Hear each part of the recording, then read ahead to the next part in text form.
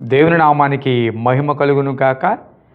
జీవన తొలి సంధ్య అనుదిన మన్నా అను ఈ ఉదయకాలపు ధ్యానముకు మిమ్మల్ని ప్రేమపూర్వకంగా ఆహ్వానాన్ని తెలియపరుస్తూ నా నిండు వందనాలు తెలియపరుస్తూ ఉన్నాను. ఎలా ఉన్నారండి? బాగున్నారు కదా? దేవుని సందులో మీ కుటుంబాలు, మీ బిడ్డలు క్షేమకరంగా ఉన్నారు కదా? మీ వ్యాపారాలు, మీ చేతి వృత్తులు బాగున్నాయా? అవి దేవుడు దీవించాలని, వాటిని ఆశీర్వదించాలని, అవి మీకు మేలుకరంగా ఉండాలని నేను మనసారా కోరుతూ ఉన్నాను. దేవుడు మనందరినీ ప్రేమించి మరొక ఉదయాన్ని దేవుడు మనకు అనుగ్రహించాడు కదూ. నిజమే ప్రియ బిడ్డలారా, గడిచిన రాత్రి ఎంతోమంది ఈ లోకాన్ని విడిచిపెట్టి వెళ్ళిపోయిన వారు ఎంతోమంది ఉన్నారు కదూ.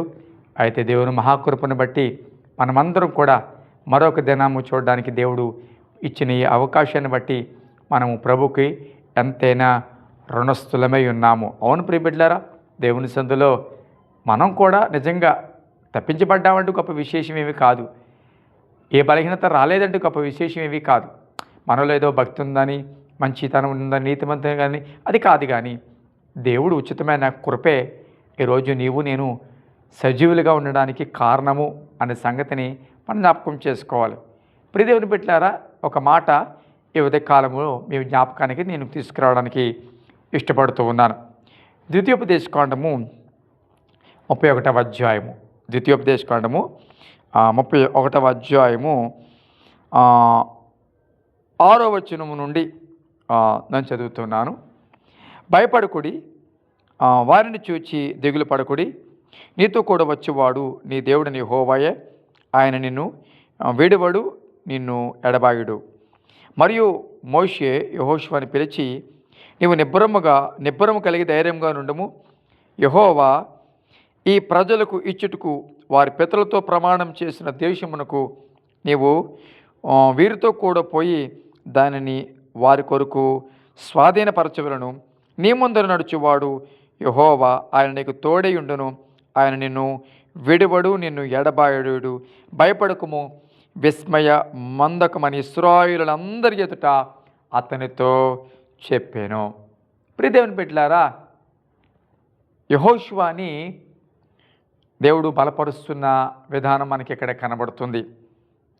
యొర్దాను ముందు వరకు ఇశ్రాయేలులకు నాయకుడు మోషే అయితే, యొర్దాను దగ్గర నుంచి ఇశ్రాయేలులకు నాయకుడు యెహోషువ. ఇప్పుడు యెహోషువ నాయకుడిగా కనబడుతూ ఉన్నాడు. నాయకత్వం తీసుకున్న తొలినాళ్ళు.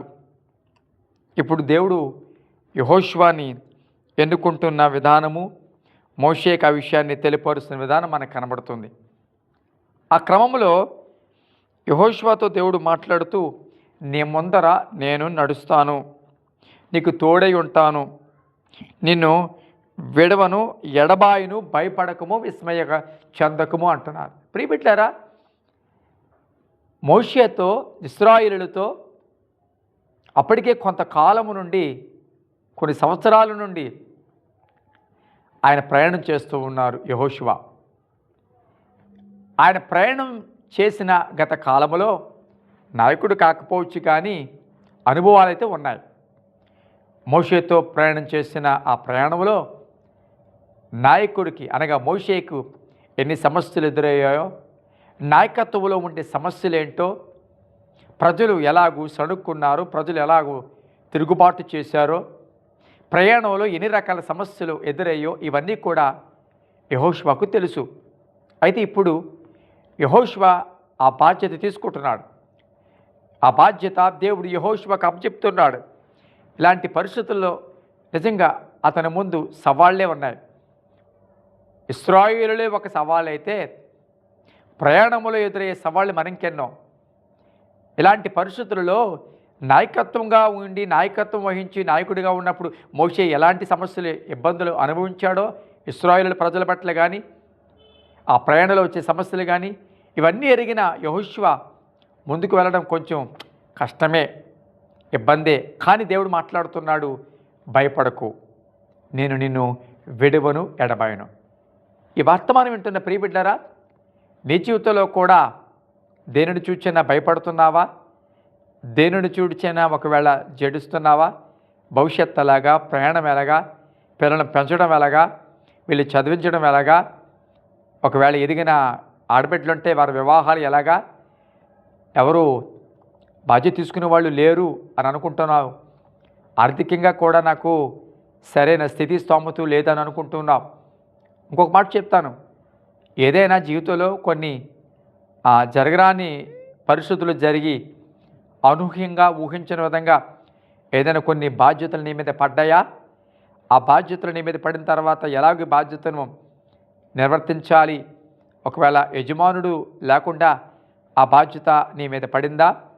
లేకపోతే ఎవరో మోసం చేయడం వల్ల ఆ బాధ్యత నీ మీద పడిందా? ఏదైనా నష్టాన్ని బట్టి ఒకవేళ ఈ బాధ్యత నీ మీద పడిందా? ఏ బాధ్యతను బట్టైనా ఒకవేళ నువ్వు కృంగిపోయి ఎలాగా అని అనుకుంటూ ఉంటే ఈ మాటలు నీ గురించే. యెహోషువను దేవుడు బలపరుస్తున్నట్లుగా ఈ ఉదయకాలపు ఈ మాటల్లో దేవుడు నిన్ను బలపరుస్తున్నాడు. జడియొద్దు, బెదరవద్దు, నేను నీకు ముందుగా నడవబోతూ ఉన్నాను, నిన్ను విడిచిపెట్టను, నిన్ను ఎన్నడూ ఎడబాయిను అంటూ ఉన్నాడు. ఈ మాట ఈ ఉదయకాలంలో జ్ఞాపకం చేసుకో. బాధ్యతలు బట్టి కృంగిపోకు.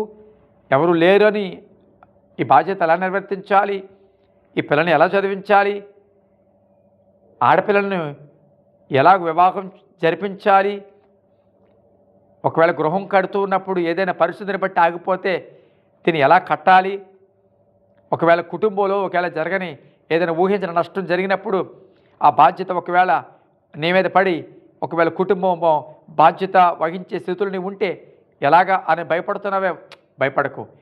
దేవుడు నిన్ను విడిచిపెట్టడు, దేవుడు నిన్ను విడివడు, ఎడబాయుడు. ఆయన మాట ఇచ్చాడంటే నమ్మదగిన దేవుడండి. మనుషులు మాట ఇస్తే తప్పిపోతారు, కడవరకు ఉంటారన్న మనుషులు ఉండరు. కొన్నిసార్లు మనల్ని విడిచిపెట్టేస్తారు, కానీ నీ దేవుడు అలాంటి వాడు కాదు.